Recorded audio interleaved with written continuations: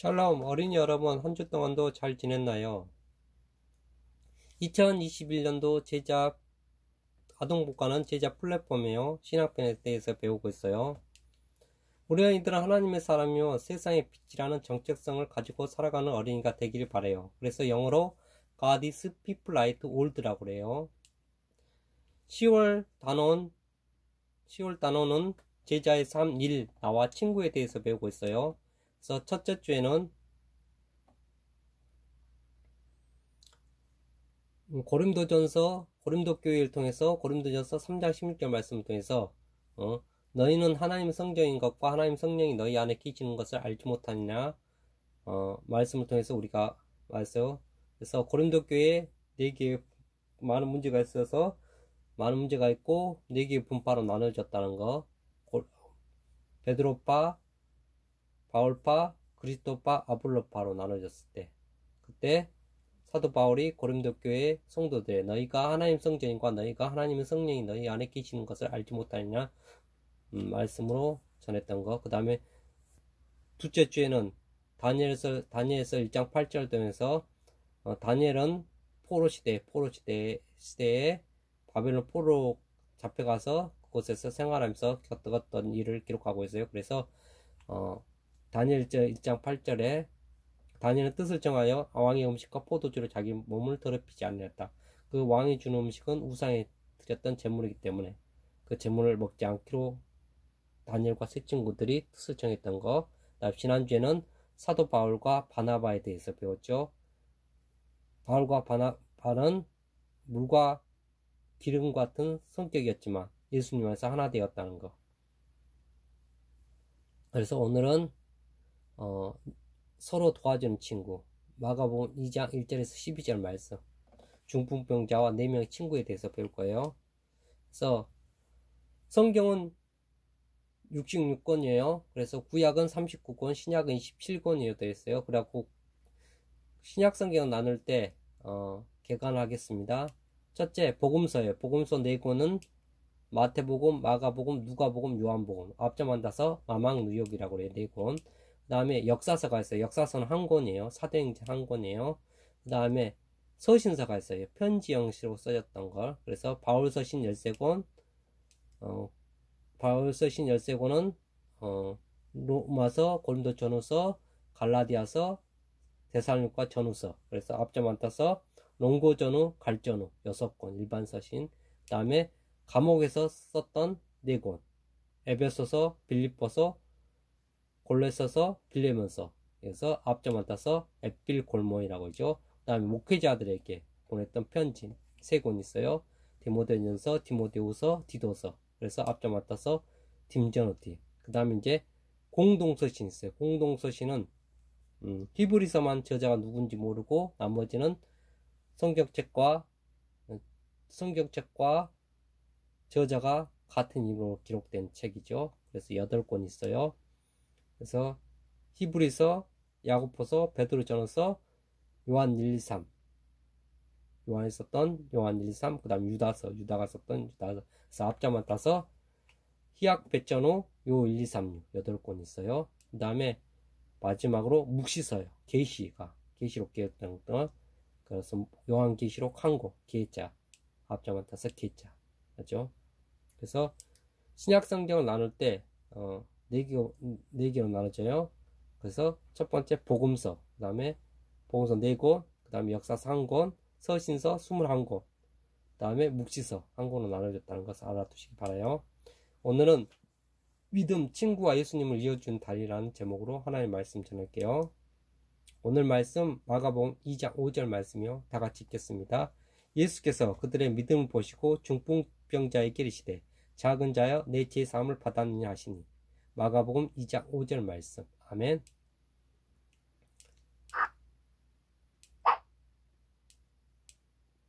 미국의 한 결혼식장에서 있었던 일이에요. 군인이었던 신랑은 군인 생활하면서 복무 중 사고로 인해 두 다리를 쓸 수 없게 되었어요. 그래서 휠체어를 탄 채 결혼식을 하고 있었죠. 대부분 순서가 끝나갈 무렵 갑자기 신랑의 양옆으로 친구 2명이 등장했어요. 그들은 움직일 수 없는 신랑의 구두를 신기고 신랑의 다리를 각각 그들의 왼쪽 오른쪽 다리에 이어 메었어요. 그리고 두 친구는 신랑의 양팔을 붙잡고 그를 번쩍 들어 올렸죠. 친구의 도움으로 신랑이 일어서게 된 거예요. 하객들은 손님들은 엄청난 박수와 함께 환호성을 질렀고 신부는 듬직하게 서 있는 신랑의 품으로 달려가 포옹하며 행복한 눈물을 흘렸어요.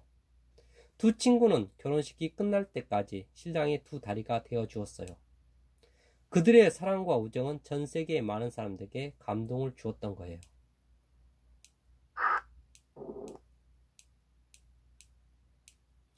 오늘 말씀에도 5명의 친구들이 등장해요. 그들은 매우 친하고 우정이 깊었어요. 그런데 어느 날 한 친구가 그만 병에 걸리고 말았어요. 온몸이 마비되어 움직일 수 없는 중병이라는 병이 있었어요. 병으로 그의 삶은 매우 고달팠어요. 스스로 움직일 수도 없을 뿐더러 다른 사람에게는 죄인 취급을 받으며 따돌림을 당했어요. 당시 이스라엘 사람들은 병이 하나님께 죄를 지어 생기는 거라고 생각했어요. 그래서 병자들은 상대하지 않고 멀리했던 거예요. 혼자가 된 중풍병자는 자신에게 닥칠 어려움을 해결할 수 있는 힘도 대신 해결해 줄 수 있는 일도 없었어요. 많은 사람이 중풍에 걸린 나를 죄인 취급하며 따돌리는구나. 하나님께서 날 버리셨구나. 하지만 중풍병자의 친구들은 힘들어하는 그를 그냥 내버려 두지 않았어요. 사람들이 조롱하고 저주하는 중풍병자와 함께 했어요. 때로 친구들은 중풍병자의 죄가 옮겨 붙을 것이라는 사람들의 모욕과 저주를 들었을지도 몰라요. 그래도 그들은 끝까지 아픈 친구의 곁을 지켰어요.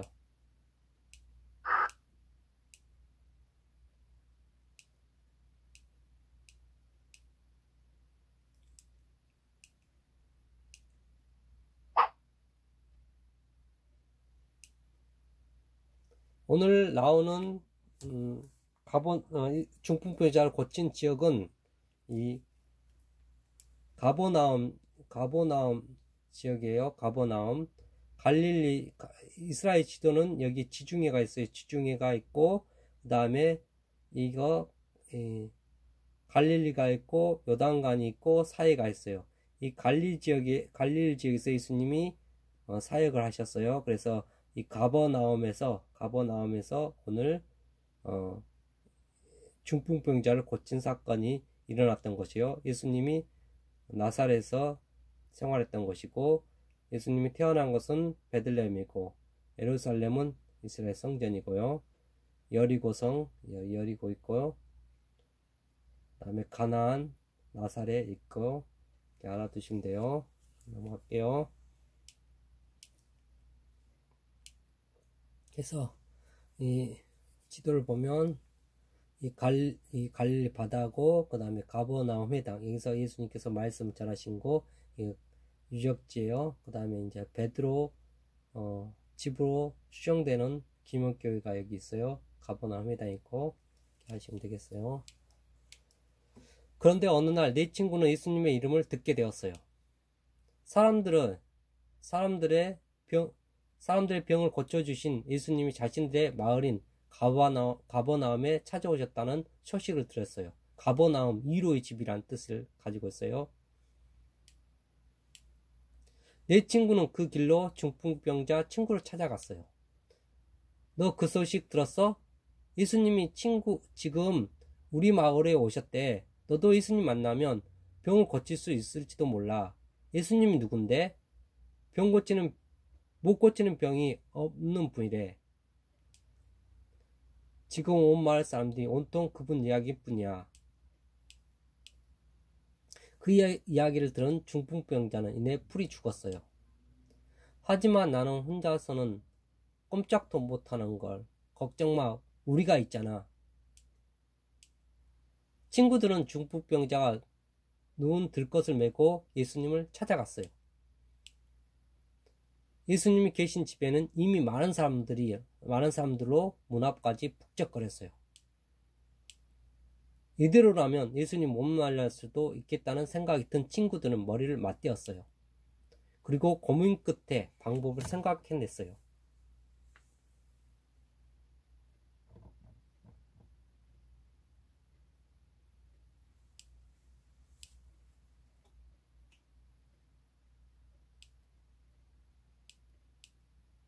그것은 바로 지붕을 뚫는 것이었어요. 내 친구는 예수님이 계신 집에 지붕으로 올라가 지붕을 뜯어 구멍을 낸 뒤 자신들이 메고 온 중풍병자 친구를 줄에 달아 내렸어요.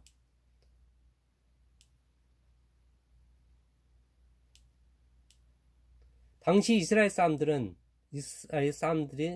살던 집은 주로 진흙으로 만들어졌어요. 지붕의 경우에는 볏집으로 섞기도 했죠. 그래서 충격이 매우 약했어요. 그런 곳을 장정 4명이 중풍병자인 친구를 메고 올라갔던 거예요. 여러분이 만약 중풍병자였다면 어떤 생각을 했을까요? 지붕이 무너지지 않을까? 들것에서 떨어지지 않을까 걱정하지 않았을까요? 중풍병자뿐만 아니라 그를 메고 지붕 올라갔던 내 친구들도 마찬가지였을 거예요. 하지만 그들은 친구를 도와줘야 한다는 생각으로 그곳에 오르고 지붕을 뚫어 집 안에 계신 예수님 앞에 중풍병 친구를 내려놓았어요. 친구들이 이렇게까지 한 이유는 무엇이었을까요? 다른 사람에게 죄인 취급 받던 친구를 끝까지 사랑하는 마음이 있었어요. 그 친구의 몸과 마음이 회복되기를 바라는 마음, 무엇보다도 예수님만이 친구의 병을 고쳐주시고 회복시켜 주실 것이라는 믿음이 있었기에 내 친구는 이런 과감한 행동을 할 수 있었던 거예요.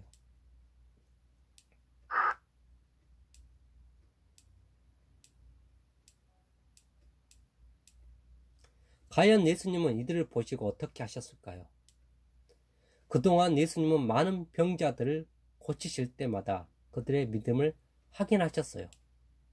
하지만 오늘 말씀에서 예수님은 어떤 것도 묻지 않으셨어요.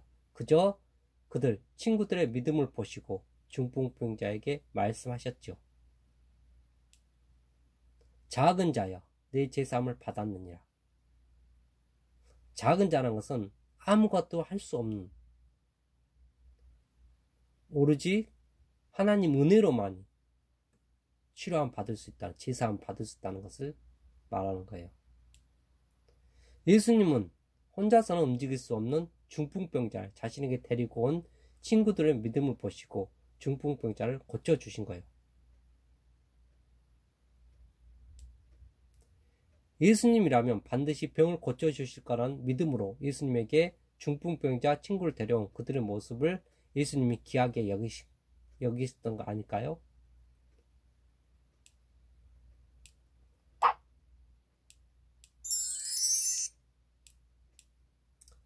여러분은 몸과 마음이 힘들고 어려울 때 친구들의 도움을 받아 어려움을 이겨낸 적 있나요?